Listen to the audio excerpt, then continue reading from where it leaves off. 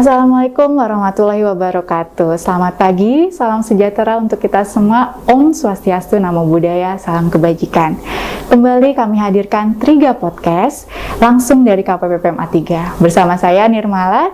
Seperti biasanya, kita akan membahas mengenai isu-isu kebijakan maupun program kebijakan perpajakan yang terbaru yang baru saja diluncurkan atau diresmikan oleh pemerintah. Nah, bersama saya sudah ada narasumber pada pagi hari ini. Nanti saya kenalkan. Tapi sebelumnya saya ingin menyapa kawan pajak terlebih dahulu. Apa kabar kawan pajak semuanya? Semoga dalam keadaan sehat selalu ya kawan pajak. Karena seperti yang kita tahu, nikmat sehat itu tidak tertandingi adanya. Apalagi di tengah fase new normal pandemi COVID-19 ini. Tentu saja untuk kawan pajak yang mungkin sekarang dalam keadaan yang kurang sehat, kami berdoa semoga kawan pajak dapat segera pulih, kembali sehat dan beraktivitas dengan nyaman seperti biasanya. Tentunya wajib pajak yang sehat akan mendorong perekonomian Indonesia yang sehat juga. Berbicara tentang perekonomian Indonesia tentu tidak terlepas dari kebijakan perpajakan. Dan kawan pajak mungkin sudah tidak asing lagi dan sudah tahu bahwa pada tanggal 22 Desember tahun 2021 kemarin, Ibu Sri Mulyani Indrawati, Menteri Keuangan kita, sudah meresmikan atau mensahkan suatu PMK, yaitu PMK nomor 196 mengenai tata cara pelaksanaan program pengungkapan sukarela wajib pajak. Ya, yang mungkin kawan pajak sudah tahu adalah program pengungkapan sukarela. Sudah ada guideline-nya bagaimana kawan pajak bisa berpartisipasi dalam program ini. Untuk itu, sudah bersama saya perkenalkan sekarang, ada Bapak Raden Sukmawardana, dan ada Ibu Desi Ciptaningrum yang merupakan penyuluh pajak dari KPPPMA 3 ini untuk membahas terkait PMK 196 ini maupun hal-hal yang berkaitan dengan program pengungkapan sukarela. Baik, saya sapa terlebih dahulu. Selamat pagi Pak Sukma. Pagi, sehat ya Pak ya? Alhamdulillah sehat dan semangat terus.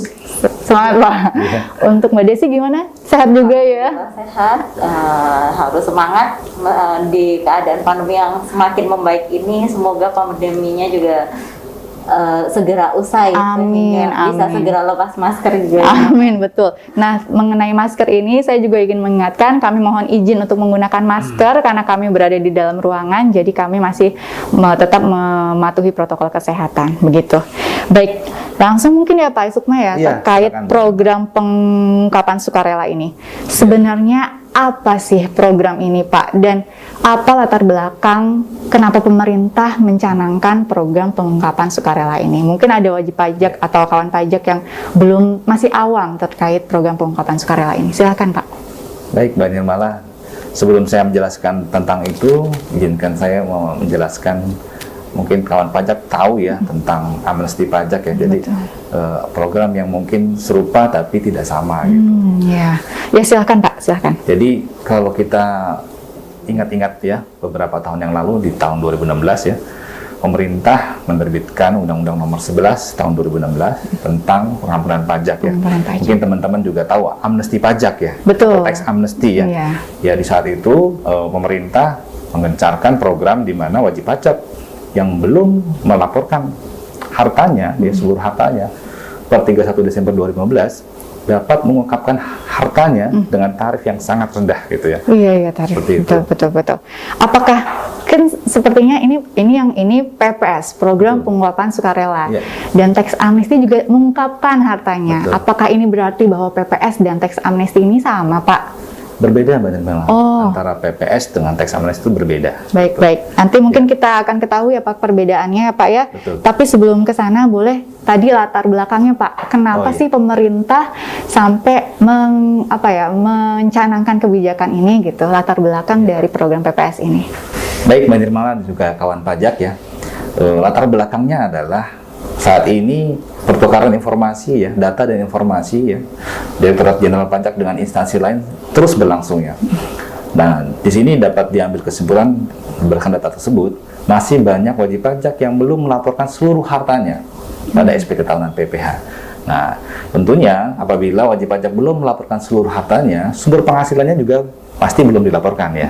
Sehingga ini adalah kesempatan emas ya bagi wajib pajak untuk dapat mengungkapkan harta yang belum dilaporkan pada saat TA kemarin ya, dan juga pada saat untuk SPT tahunan 2020 ya, itu juga bisa mengungkapkan pada program PPS ini. Oh baik, berarti janji pemerintah waktu itu yang ada AEOI ya Pak ya, betul. Automatic Exchange of Information, Betul. itu sudah berlaku dan ternyata ada data bahwa banyak wajib pajak yang belum melaporkan hartanya yang kemarin sudah ikut teks amnesti tapi mungkin terselip gitu ya Pak ya. Baik, betul makanya sekali. dikasih kesempatan lagi melalui program pengungkapan sukarela ini. Betul Baik, sekali. sekarang kita ke Mbak Desi.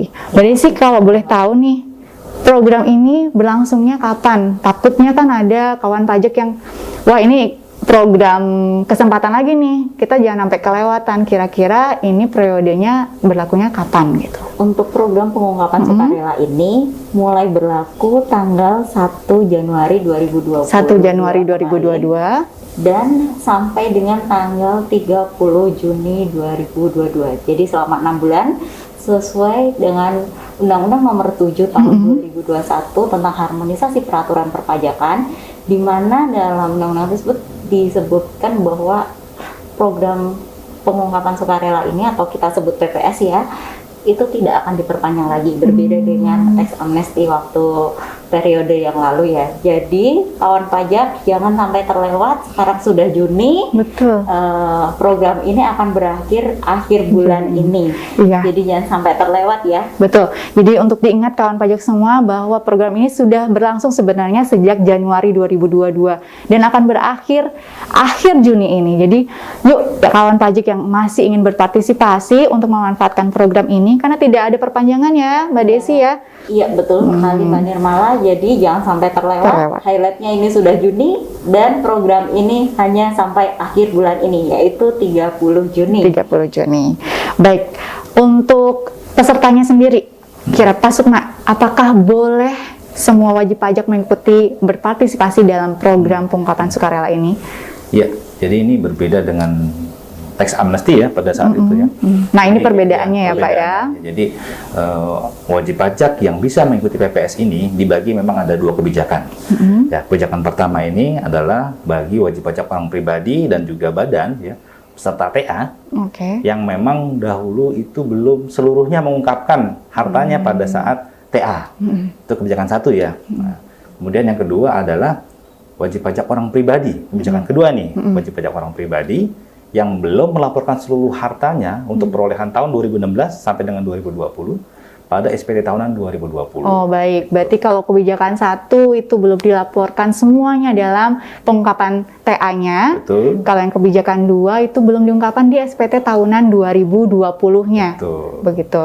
Jadi tadi saya dengar untuk kebijakan satu itu untuk badan dan orang pribadi, sedangkan kebijakan 2 hanya untuk wajib pajak baik orang pribadi. Baik, kalau gitu kawan pajak peserta TA ini berarti boleh ya Pak ya? Sesuai tadi kebijakan satu ya tadi ya Pak ya? Iya, betul. Silahkan bagi wajib pajak yang peserta TA yang belum mengungkapkan seluruh hartanya ya, untuk di SPT pada saat pengelaporan TA kemarin belum mengungkapkan seluruh hartanya. Nah ini silakan mengikuti kesempatan ini ya, karena apabila DJP menemukan data ya, bahwasanya ada harta yang belum dilaporkan pada TA kemarin, kemudian ditemukan oleh DJP, maka akan dikenai sanksi 200%, itu akan berat ya. Makanya silakan bagi kawan pajak dapat memanfaatkan program ini. Baik, betul sekali ya Pak ya. Kalau kita ingat-ingat peraturan TA kemarin memang bahwa kalau ada yang miss atau harta yang tidak terlewatkan saat pengungkapan di teks amnesti dapat dikenai sanksi sebesar 200%. 200% kawan pajak. Jadi daripada 200% sangat menarik sekali kalau kita manfaatkan kembali program pengungkapan sukarela ini dengan tarif yang lebih rendah tadi disebutkan oleh Pak Sukma. Baik, untuk kondisi 2 kalau tidak salah tadi hanya disebutkan untuk orang pribadi saja ya Ibu Desi. Kembali lagi ke Ibu Desi. Kenapa cuma boleh untuk orang pribadi aja untuk yang pengungkapan harta 2016 sampai 2020? Karena kan sebelumnya sudah ada teks amnesti ya kawan pajak.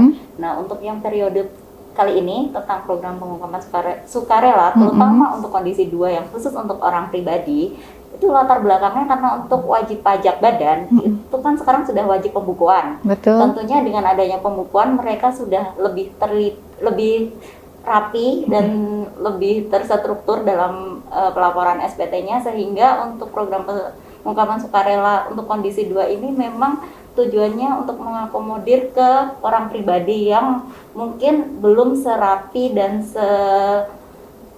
terstruktur seperti wajib pajak badan. Baik. Sehingga diberikan kesempatan kepada wajib pajak orang pribadi di kondisi 2 dalam program pengungkapan sukarela Baik. ini. Ini terkait pembukuannya dan administrasinya harusnya badan sudah lebih baik, Iya, makanya lebih baik dan lebih tertata, sehingga sasarannya jadi lebih ke orang pribadi. Baik. Gitu. Baik, itu diingat ya kawan pajak bahwa untuk harta 2016 hingga 2020 hanya diberi fasilitas untuk orang pribadi saja. Sekarang tadi sudah disebutkan bahwa kalau TA lupa mengungkapkan itu tadi 200% ya Pak ya sanksinya. Terus katanya kan di sini daripada kena 200% mendingan ikutin PPS aja nih, katanya tarifnya lebih rendah. Berapa sih tarifnya? Apakah sama aja sama PPh orang pribadi gitu atau gimana? Silakan. Jadi mengenai tarif ya, sebelum ke tarif saya juga tadi belum menyampaikan tentang manfaat untuk yang kebijakan betul. kedua ya. Baik Tadi manfaatnya. kebijakan 1 kan terhindar dari sanksi ya. Betul, 200%. 200%. Untuk kebijakan kedua itu mendapatkan manfaat ya, tidak akan diterbitkan SKP untuk kewajiban pajak tahun 2016 sampai dengan 2020. Tidak akan diterbitkan SKP, berarti tidak diperiksa ya. Kecuali DJP menemukan data yang belum dilaporkan atau diungkapkan pada SPT tahunannya. Terlepas dari harta yang PPS. diungkapkan ya Pak ya. Betul. Baik.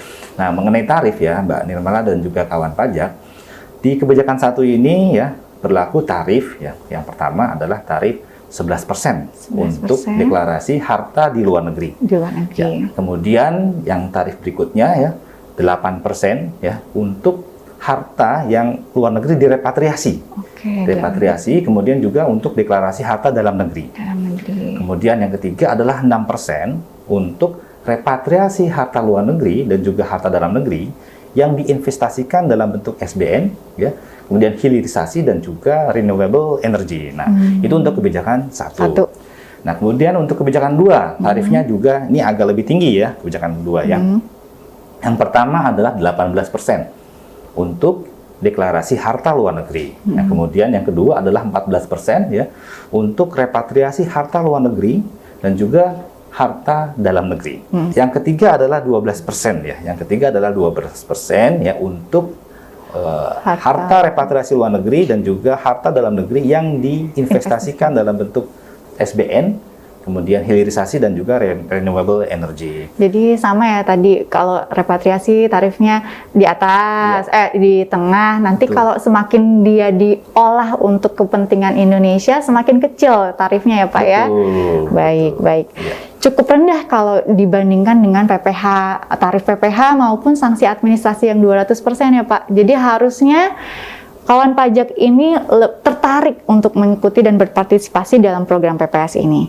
Baik, tadi sudah jangka waktunya, pelaksanaannya, tarifnya. Kira-kira apa lagi sih Mbak Desi yang kawan pajak perlu ketahui terkait program pengungkapan sukarela ini? Setelah hartanya diungkap, baik, tentunya ada hal-hal yang perlu diperhatikan, yaitu salah satunya adalah repatriasi. Kan salah satu tadi tarifnya disebutkan berapa tarif jika ada repatriasi ya. Betul. Nah, untuk ketentuan repatriasi dalam program pengungkapan sukarela ini juga diatur kawan pajak. Jika ingin repatriasi itu maksimal repatriasinya tanggal 30 September tahun ini ya. Tinggal 30 September, baik. Kemudian waktu investasinya itu 5 tahun. Holding periodnya. Nah, untuk repatriasi ini bisa dilakukan melalui bank yang ditunjuk. Kemudian repatriasi juga tadi kan juga disebutkan investasi. Betul. Yang dimana di ketentuan investasinya ya. Investasinya tadi ada 3 bidang, di SBN, di hilirisasi, betul, dan renewable energy. Jadi dikhususkan di situ terkait program PPS ini, dan sama holding periodnya selama 5 tahun bagi kawan pajak yang sudah mengungkapkan hartanya tadi untuk repatriasi dan investasi. Selain itu, selama investasi dalam waktu 5 tahun tadi juga ada ketentuan lain yang mengatur jika ingin melakukan perubahan investasi ya di instrumen baik SBN, hilirisasi maupun renewable energy tadi bisa dipindahkan, misal mau perpindahan antar investasi itu juga diatur dalam PPS ini. Untuk yang pertama, untuk perpindahan investasi itu bisa dilakukan 2 kali. Tetapi ada ketentuan untuk jika ingin berpindah itu maksimal sudah minimal 2 tahun, bukan maksimal, mohon maaf ya. 2 tahun sudah diinvestasikan, kemudian diakomodir juga untuk melakukan perpindahan maksimal 2 kali. Saat melakukan perpindahan itu juga maksimal 1 kali dalam 1 tahun kalender. Jadi jika ingin melakukan perpindahan investasinya juga masih bisa diakomodir di bidang-bidang yang ditentukan tadi. Tentunya tetap ya di 3 bidang itu ya Ibu ya. Hilirisasi dan renewable energy. Dan juga ini ya tadi kalau ada perpindahan tadi, jeda waktunya itu nanti untuk perhitungan 5 tahun holding periodnya tadi juga ditangguhkan. Oh, ditangguhkan. Baik. Jadi kalau baik. Itu udah jelas sekali terkait jangka waktu repatriasi dan investasi. Dicatat kawan pajak, jangan sampai lupa. Dan selanjutnya, tadi sudah dijelaskan mengenai kriteria kebijakan 1 dan kebijakan 2. Apakah ada syarat lain Pak, selain memenuhi kriteria untuk kebijakan 1 dan kebijakan 2 untuk wajib pajak yang ikut serta dalam PPS? Iya, baik. Untuk kawan pajak ya, yang ingin mengikuti PPS ini, ada tambahan untuk kebijakan kedua ya. Memang harus mencabut permohonan restitusinya dan juga upaya hukum. Nah, ini juga harus mencabut juga ya, dan juga mengunggah surat pernyataan pencabutan upaya hukum berupa banding, gugatan, dan juga PK. Baik, berarti upaya-upaya hukum ya Pak ya? Iya, betul. Jadi kalau kawan pajak ingin ikut dalam PPS ini, berarti memang mulai dari nol ya Pak ya? Betul. Tidak ada gugatan, tidak ada upaya hukum yang dilakukan wajib pajak. Nah, terakhir sebelum kita tutup Mbak Desi, Ibu Desi, gimana sih caranya biar kawan pajak ini bisa ikut atau cara berpartisipasi wajib pajak untuk dalam program pengungkapan sukarela ini? Kawan pajak jika ingin mengikuti program pengungkapan sukarela ini tidak perlu datang ke kantor pajak karena sudah diakomodir secara online, bisa diakses 7 kali 24 jam. Masya Allah. Cara yang pertama tentunya kawan pajak sudah tidak asing dengan DJP online. Untuk melakukan aplikasi ke program pengungkapan sukarela ini, kawan pajak silahkan mengakses DJP online, kemudian login dan aktifkan fitur layanan PPS-nya. Setelah diaktifkan, silahkan untuk pertama kali yang dilakukan adalah mendownload keywords-nya karena kita menggunakan form e-form ya. Dan perlu diingat untuk aplikasi yang tersedia dari DJP itu untuk memakai yang 32 bit. Setelah di-download kemudian diinstal, kawan pajak untuk langkah kedua adalah mendownload formnya, e-formnya, kemudian diisi, dilengkapi. Setelah dilengkapi, silahkan untuk diunggah dan kan ada billing nanti. Lakukan pembayaran setelah mengisi semua, kan nanti ada perhitungan pengungkapannya berapa harta yang telah diungkap. Setelah itu kan nanti ketahuan berapa yang harus dibayar. Nah, setelah itu silakan lakukan pembayaran. Nah, setelah ada pembayaran kan nanti muncul nih NTPN-nya berapa, bisa diinput. Kemudian untuk kondisi 2 tadi kan ada syarat lain, yaitu harus mencabut upaya hukum dan juga restitusinya. Nah, itu surat pencabutannya itu juga nanti harus diunggah ya di DJP online di aplikasi PPS ini. Kalau sudah dibayar, lampirannya sudah dilengkapin, itu langsung diunggah aja seperti kalau laporan SPT lainnya, mirip sih. Nanti kalau sudah diunggah, dapat bukti penerimaan elektroniknya nanti juga ada SKED-nya, surat keterangan telah melakukan program pengungkapan sukarela. Nah, ini tidak seperti teks amnesti, bisa di-download langsung dari aplikasi tersebut. Jadi langsung ada surat keterangannya. Nggak usah nunggu pengiriman surat dari Kanwil atau dari KPP ya, Ibu jadi Desi. Produk hasil PPS-nya sudah langsung ada gitu. Baik. Jadi sebenarnya kalau saya bisa ringkaskan, sebenarnya kayak lapor SPT seperti biasa ya. Cuma kita jangan lupa ada syarat tambahannya nih kalau untuk kebijakan 2, ada upload surat ke permohonan pencabutan gitu. Dan untuk surat keterangannya malah lebih simple ya, tinggal diunduh aja langsung setelah diupload. Baik. Nah, baik, terima kasih Ibu Desi dan Pak Sukma. Mengingat waktu yang terbatas nih, Pak Sukma dan Ibu Desi, apa ada closing statement mungkin dari salah satu narasumber kita pada pagi hari ini? Silahkan. Ya, baik, Mbak Nirmala dan juga kawan pajak, silahkan manfaatkan program PPS ini ya, karena program PPS ini memberikan kesempatan bagi wajib pajak, bagi kawan pajak untuk dapat mengungkapkan seluruh hartanya yang belum dilaporkan pada saat TA dan juga yang belum dilaporkan ya pada untuk SPT tahunan 2020 ya. Nah, ini silahkan dimanfaatkan karena tarifnya lebih rendah dibandingkan dengan tarif PPh yang umum ya. Nah, silakan manfaatkan, jangan sampai terlewat seperti itu. Jangan sampai terlewat kawan pajak. Karena sudah sangat ini ya memfasilitasi sekali daripada kena sanksi 200% atau kena tarif PPh normalnya.